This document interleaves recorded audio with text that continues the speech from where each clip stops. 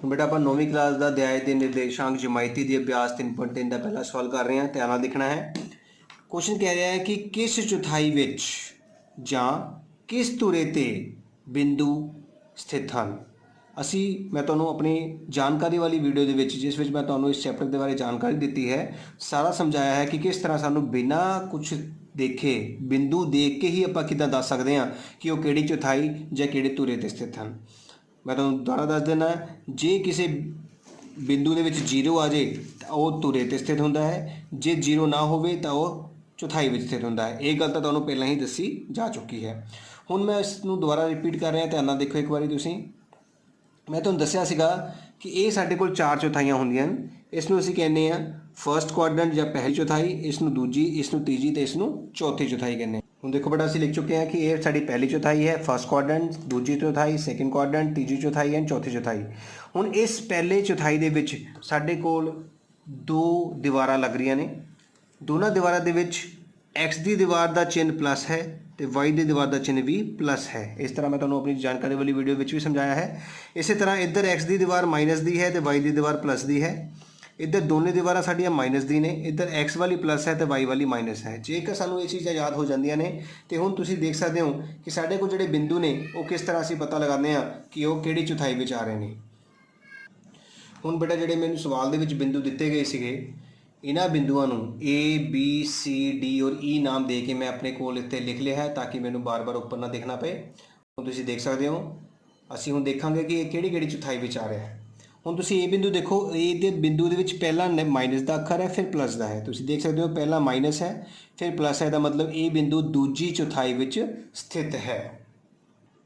इस तरह से लिख लिया है। ध्यान नाल देखियो। हुण अपना अगला बिंदु है बी, 3,-1। पहला प्लस है फिर माइनस है, पहला प्लस है फिर माइनस है, मतलब बी बिंदु साडा किहड़ी चौथाई विच होया, चौथी चौथाई विच होया। बिल्कुल ठीक। इस तरह सी बिंदु साडा -1 तो जीरो। मैं क्या ही जो जीरो आ जाए बेटा तो फिर चौथाई विच नहीं, वो धुरे ते हुंदा है। तो ये किहड़े धुरे ते होएगा, जीरो वाले धुरे नूं छड्ड के दूजे वाला एक्स धुरा। तो सी बिंदु कित्थे होएगा, एक्स धुरे ते स्थित होएगा। डी बिंदु 1,2 दोनों प्लस दे ने तो पहली चौथाई विच, ई बिंदु दोनों माइनस दे ने तो फिर तीजी चौथाई विच। इस तरह असीं बिना प्लॉट कीते ही दस दिता है कि किहड़ा बिंदु किस धुरे ते जां किस चौथाई विच होवेगा। इस तरह बेटा देखो मैं अपने सारे आंसर जिहड़े है अपनी लैंग्वेज दे विच लिख दिते ने, पंजाबी विच भी आंसर दे दिते हैं तो इंग्लिश विच भी दे दिते हैं। हुण सवाल दे विच वापस आने आ। सानूं सवाल दे विच कहा गया सीगा कि किस चौथाई जां किस धुरे ते बिंदु स्थित हैं। इन्ना काम साडा हो चुका है। कार्टीजन समतल ते इन्हां दा स्थान निरूपित करके निर्धारित करके अपने उत्तर की जांच भी करो। मतलब वो कह रहा है कि इन्हां बिंदुआं नूं इस ग्राफ के उत्ते प्लॉट करो तो फिर चैक करो कि जिहड़े तुसीं आंसर कड्ढे ने वो वाकई ही सही आए ने जां कुछ फर्क है। हुण देखो बेटा किस तरह असीं बिंदुआं नूं इस कार्टीजन समतल के उत्ते बनाने हैं। सब तो पहला देखो ए साडे कोल है -2,4। आ एक्स का बिंदु हुंदा है तो वाई का। तुसी एक्स वल चलना है, तुसी इत्थे खड़े हो, हमेशा तुसी मूल बिंदु ते अपना पैन रखना है तो एक्स वल देखना है। -2 माइनस मतलब माइनस की गिनती इस पासे होंदी है, प्लस की इस पासे होंदी है। तो तुसी 2 कदम चलने हैं पर माइनस वालों, 1 ते 1 2 इत्थे पहुँच गए तुसी। हुण इत्थे खड़े होकर तुसी वाई वल देखना है। 4 प्लस का है तो ऊपर जाना है, माइनस का है तो नीचे जाना है। प्लस का है तो 4 कदम चलने हैं, एक कदम इत्थे रुकना है, पहला 2 3 ते 4। ये जिहड़ा बिंदु बेटा आया है ये बिंदु तुहाडा ये बिंदु होएगा जो कितना है -2,4। लगी समझ किस तरह बिंदु नूं असीं निरूपित करना है। इसी तरह ही हुण बी दी वाली फिर आपां इत्थे आके खड़े हो जाना है। हुण बी का पहला अखर 3 है, प्लस का है तो इधर जाना है, माइनस का है तो इधर जाना है। दसो किहदा है, प्लस का। तो फिर आपां 1 2 3 इत्थे खड़े हो गए हैं। इत्थे खड़े होकर हुण आपां वाई वल देखना है। वाई वल की है -1 है, नीचे जाओगे, जो प्लस होंदा तो ऊपर जाते। हुण -1 है तो एक कदम नीचे नूं तुरांगे। आ तुहाडे कोल बिंदु आ चुका है, जिहड़ा बिंदु वो हैगा बी बिंदु 3,-1 आई समझ।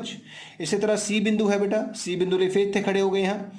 एक्स वल नूं देखिया है तो -1 तुहाडे सामने इत्थे है तो वाई वल देखिया तो कितना है 0। तो मतलब कोई कदम नहीं चलना, मतलब इत्थे ही रुक जाना है। तो यही बिंदु साडा जिहड़ा बिंदु मन्निया जाएगा वो है सी बिंदु -1,0। आई समझ।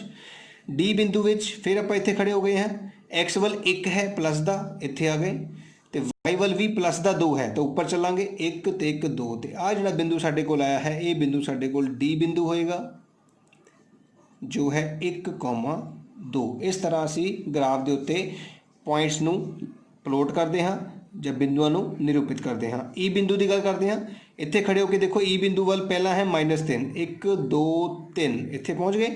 हुण है -5, 1 2 3 4 5, तो आ जिहड़ा बिंदु बेटा है साडे कोल, ये बिंदु साडे कोल होएगा ई बिंदु -3, -5। तो इस तरह असी देखते हाँ, ध्यान नाल देखियो बेटा कि साडे कोल ए बिंदु असी लिखिया सी दूजी चौथाई विच, देखो दूजी विच ही आया है। बी लिखिया सी चौथी च, देखो बी चौथी विच ही आया है। सी तुरे एक्स तुरे ते देखो सी एक्स तुरे दे उत्ते ही है। इस तरह तुसी डी नू पहली ते ई नू तीजी देख सकते हो, डी नू पहली ते ई नू तीजी चौथाई विच लिखिया सी। इस तरह असी ग्राफ के उत्ते प्लॉट करके भी अपने सवाल का हल जांच कर ली है। इस तरह साडा ये सवाल कंप्लीट होंदा है। उम्मीद है तुहानूं समझ आया होएगा तो तुसी वधिया तरीके नाल अपनी कापी के उत्ते ही प्रेजेंट किया होएगा। हुण बेटा आपां 3.2 अभ्यास का दूजा सवाल बिंदु का अलेखन, सेम इस तरह आप हुण सानूं कुछ पॉइंट्स दिते गए हैं जिन्होंने असली ग्राफ के उत्ते प्लॉट करना है। इस डब्बे के राही असी बिंदु एक्स वाई नूं प्लॉट करना होंदा है। एक्स के खाने -2 है, वाई के खाने में 8 है, उसनूं मैं ए नाम दे दिता है। देखो -2,8, -1,7 नूं बी नाम दिता है, 0, -1.25 नूं सी नाम दिता है, 1,3 नूं डी ते 3, -1 नूं ई नाम दे दिता है। हुण ये बिंदु असी इस ग्राफ के उत्ते प्लॉट करन जा रहे हैं, ध्यान नाल देखना है तुसी। सब तो पहला तो जिद्दां मैं समझाया सीगा कि असी इत्थे खड़ा होना होंदा है मूल बिंदु ते एक्स वल देखना होंदा है। एक्स कितना है बेटा -2, इसका मतलब असी इस बिंदु तो माइनस वल 2 कदम चलने हैं, 1 ते 1 2, असी इत्थे खड़े हो गए हैं। इत्थे खड़े होकर हुण असी वाई वल देखना है कि वाई वल की 8 प्लस का है तो ऊपर चलना है, माइनस का है तो नीचे जाना है। हुण तुहाडे कोल प्लस है तो 8 कदम चलने हैं बेटा, एक इसे लाइन के उत्ते चलना है, 1 2 3 4 5 6 7 8, देखो सामने 8 भी लिखा हुआ है। ये जिहड़ा बिंदु तुसीं हुण प्राप्त किया है ये बिंदु तुहाडे कोल ए बिंदु है जिसनों असी -2,8 लिखांगे। लगी समझ। हुण बी बिंदु देखो -1,7 है, तुसीं इत्थे खड़े हो, पहला तुसीं जाना -1 दे कोल ते आ तुहाडे कोल आ गया -1। पहला बेटा एक्स तुरे ते चलना है खड़वी लाइन ते, सॉरी लेटवी लाइन ते, फिर खड़वी लाइन ते जाना है, ठीक है। पहला -1 वल गए, हुण कित्थे जाना है बेटा 7 वल, इसदा मतलब ऊपर जाना पैना है, प्लस का 7 है, 1 2 3 4 5 6 7। तो आ जिहड़ा बिंदु बेटा तुहानूं मिलिया है ये तुहाडा बिंदु बी होएगा जो कितना है -1,7। आई समझ। हुण सी बिंदु की बारी है बेटा, इत्थे खड़े होकर तुसीं देखना है कि तुहाडे कोल एक्स तुरे ते बिंदु की है 0, इसदा मतलब तुसीं एक्स तुरे ते उत्थे ही खड़े रहो जिथे खड़े सीगे, तुसीं कोई कदम नहीं चलना।